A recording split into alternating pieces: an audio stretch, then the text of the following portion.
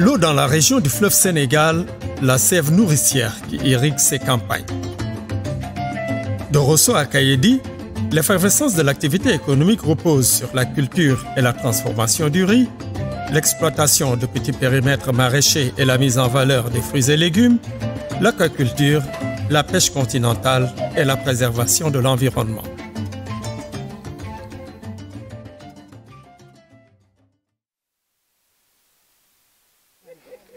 Nous sommes ici à Brendao, dans le Trarza. Dans ce petit local niché au cœur du village, un moulin et une décortiqueuse à riz. Une véritable richesse pour le groupement, un don du Pégir. Les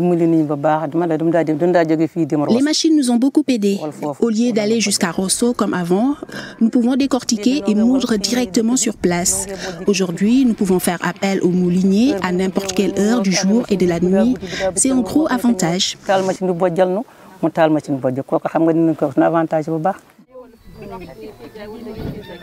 Le groupement féminin Yalayana regroupe 80 femmes. Avec le manque de moyens chroniques auxquels ils font face depuis toujours, bien gérer financièrement le groupement, en tirer le maximum, réinvestir dans d'autres activités génératrices de revenus grâce à l'appui dont elles bénéficient désormais est un impératif. L'argent du Pégir nous a beaucoup aidés. Nous sommes une coopérative de femmes dépourvues de moyens et sans financement. Avant, nous ne comptions que sur nos cotisations. Désormais, nous pouvons nous passer de demander de l'aide. Nous ne pouvons que dire merci.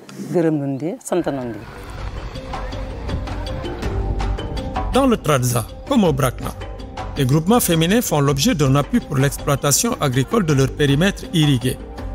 Ici à Bogué, 19 groupements de femmes ont pu bénéficier de l'appui du Pégir. Aminata Hassaina, secrétaire générale de la coopérative Tchalgo Alouar, apprécie.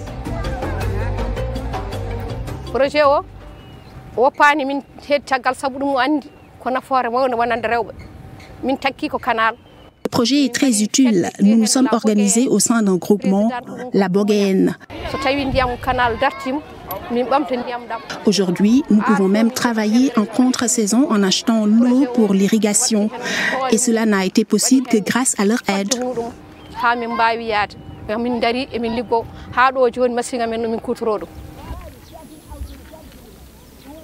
L'aménagement hydro-agricole, un des volets essentiels de l'intervention du Pégir. À Chéchia, les travaux entrepris par l'intermédiaire de la Sonader sont presque achevés. Une nouvelle station de pompage qui attend ses équipements devrait permettre d'irriguer 200 hectares, ajoutés aux autres 200 hectares qui le sont aujourd'hui par un système gravitaire. Ce sont plus de 500 hectares que les villageois alentours pourront exploiter durant la contre-saison prochaine. Vraiment, tout ce que nous avons ici comme un appui dans le domaine agricole, c'est l'OMVS. C'est le Pégir 1, première phase, et le Pégir 2, deuxième phase. Il y a plus que 800 hectares de périmètre dans la deuxième phase, qui sont bénéficiés encore des aménagements et de réhabilitation. Il y a encore 300 hectares de périmètre dans la première phase.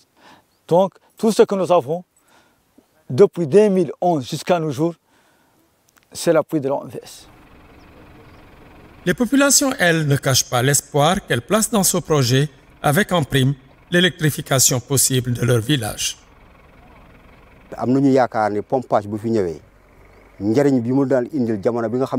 Avec la station de pompage, nous avons l'espoir que nous pourrons travailler à tout moment, au lieu de dépendre de la crue. Et puis, nous espérons bien pouvoir bénéficier de l'électrification pour que nos villages, comme Fass, puissent être éclairés. Nos aïeux n'y croiront pas.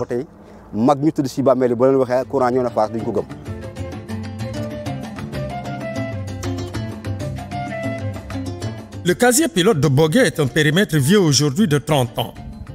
Il ne doit sa renaissance qu'au Pégir. Cheville ouvrière dans la lutte contre la pauvreté et le réchauffement climatique, le projet avait fini par sombrer sous le poids de l'endettement de ses bénéficiaires. Le périmètre s'était progressivement dégradé. Aujourd'hui, grâce à l'appui de l'OMVS, la situation s'est notablement améliorée. Nous estimons qu'il y a eu de l'amélioration par rapport à la situation d'avant, mais qu'il subsiste encore des petits problèmes au niveau de l'irrigation. Nous avons encore des pertes et nous avons aussi des petits problèmes au niveau du drainage. En 2015-2016, la dernière campagne, nous avions eu beaucoup d'énergie perdue parce qu'il y a beaucoup d'eau qui se perdait dans le drainage. Nous constatons que depuis 2 ans, effectivement, il y a une diminution nette de ces pertes d'eau. Donc c'est positif, globalement positif. La lutte contre le changement climatique est un autre volet important du projet. Nous sommes ici à Lambagda, au Brakna, à l'intérieur des terres, loin du fleuve Sénégal, avec une population synonyme de dénuement et de pauvreté, tant les conditions climatiques y sont insupportables. L'érosion des terres arables, à cause du ruissellement de l'eau de pluie, avait fini par creuser des ravins et empêcher pendant de nombreuses années toute forme de mise en valeur de ces terres. La restauration des sols y était donc une urgence. Une ONG mandatée par le PGIR s'en est occupée avec des résultats parfois spectaculaires. Ce sont les populations qui ont eu à mettre en œuvre ces activités, sous la supervision bien sûr des techniciens du consortium ONG Vision du Sud à Amsela. Donc c'est des tas de pierres qui ont été déposées. Les populations ont eu à mettre les cordons pierreux à travers des courbes de niveau dans le sens inverse des eaux pour essayer de casser la vitesse de l'eau et pour permettre à l'eau de se dissiper pour ne pas provoquer beaucoup d'affouillements. Donc ce sont ces affouillements qui ont eu à creuser, à faire sortir des ravinements et qui emportaient à chaque fois qu'il pleut des terres arables pour diminuer la partie terre cultivable. Nous avons eu non seulement à ralentir les eaux, à créer cette régénérescence et aussi alimenter la nappe. Parce que l'eau, quand il vient en vitesse, il aura le temps de s'infiltrer. Quand il s'infiltre en profondeur, c'est pour aller alimenter la nappe phréatique. Comme vous l'avez constaté, le puits, depuis qu'on l'a réhabilité, le puits avec les pluies de cette année-là, la hauteur de la lame d'eau a beaucoup monté. Et je crois bien qu'on aura espoir même en période de mois de mai, parce que le mois de mai passé, le puits n'a pas tari, donc ça veut dire que ça pourrait tenir toujours le coup. Mais comme vous l'avez dit aussi, la petite forêt s'est régénérée. Et vous avez vu actuellement, le tapis herbacé a vraiment poussé, alors qu'avant, tout était dénudé, il n'y avait pratiquement rien du tout. Ouais. Et vous voyez des cultures tout autour du jardin aussi, des cultures sous pluie. Essentiellement, ceux qui travaillent dans le projet, ce sont à majorité, c'est à 100% des femmes. Et les femmes dans la zone ici, et plus particulièrement dans la localité de Mbagdad, étaient toujours assises, les bras croisés sans travail.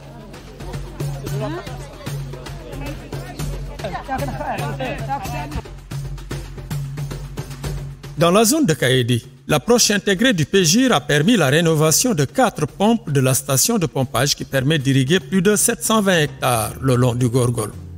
C'est également ici, grâce à l'intervention du projet, que les berges de cet affluent du fleuve Sénégal ainsi que son pont-barrage, menacé par les fortes pluies des dernières saisons, ont pu être restaurés. Il y avait des érosions, il était question vraiment de le réhabiliter. C'est venu au point nommé, parce que vraiment, s'il n'était pas réhabilité cette année, avec tout ce qu'il y a eu comme crue, on aurait dû assister à une catastrophe, parce que ça pouvait même créer comme je vous avais dit, un enclavement au niveau du truc, parce que le seul moyen de passage, c'est au niveau du pont Van. Actuellement, avec la réhabilitation, 2 voitures peuvent passer sans problème. Le long de son parcours, à Djingué, le Gorgol arrose également les projets d'agroforesterie et de périmètres maraîchers dédiés aux femmes. Ils sont destinés à la fois à générer des revenus pour les groupements féminins et à lutter contre la faim et la malnutrition. Pour rapprocher le poisson de ses consommateurs, le PGIR a construit plusieurs marchés destinés à sa commercialisation, dont celui de Kaédi. Et pour faciliter sa production par l'aquaculture, ici, au pied du barrage de Funguleita, une écloserie artisanale produit des alevins. À Tekan aussi, la construction de ce tout nouveau centre de pêche et de son marché aux poissons reste un outil polyvalent et multifonctionnel de première nécessité pour les populations locales. Le reste de la réhabilitation maintenant, c'est de trouver une nouvelle machine fabrique à glace pour la consommation des produits de pêche. maintenant. Parce que les gens ici, le plus grand problème posé, c'est une salle de chambre à froide et une machine à glace. Sans ça, ils ne peuvent pas conserver les produits. À cause de ça, maintenant, la réhabilitation, maintenant, à peu près 95%, c'est déjà passé. Mais le reste maintenant, c'est la machine à glace et la réhabilitation, la réparation du groupe GE, groupe électrogène. L'accès à l'eau potable est un autre volet important du projet. Dans plusieurs localités, les systèmes d'adduction en eau potable sont en cours de rénovation, notamment à Bakal-Lopel ou encore à Tifondi-Sivé. Pour faire reculer les maladies hydriques et le paludisme, la santé des populations est également prise en charge à travers des campagnes de sensibilisation, de prophylaxie et de distribution de moustiquaires imprégnés à longue durée d'action. Il n'y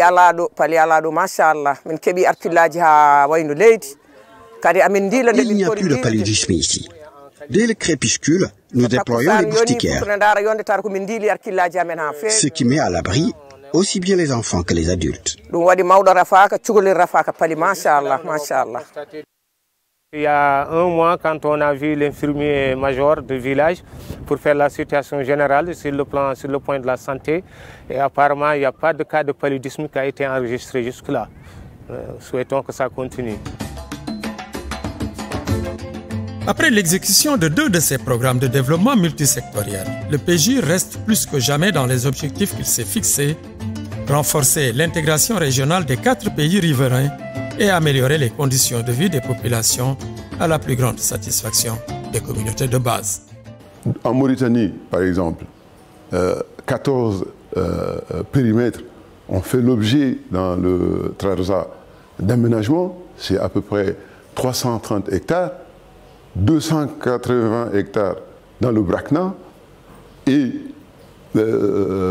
100 hectares pour les femmes. Comme vous savez, nos épouses, nos mères, nos sœurs constituent une force de travail extraordinaire, en plus de leur rôle social.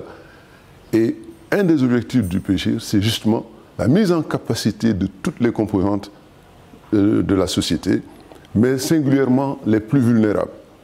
Et au résultat, aujourd'hui, au moment où le projet s'achève, on peut à juste raison dire que cet objectif est atteint. Voilà un peu la réponse du PG. Considérer le fleuve comme un être vivant auquel on doit du respect. Malheureusement, le fleuve est en danger et le PG est une réponse pour faire en sorte que, par la prise de conscience des populations de l'utilité du fleuve, que ce cours d'eau que Dieu nous a donné puisse continuer à servir.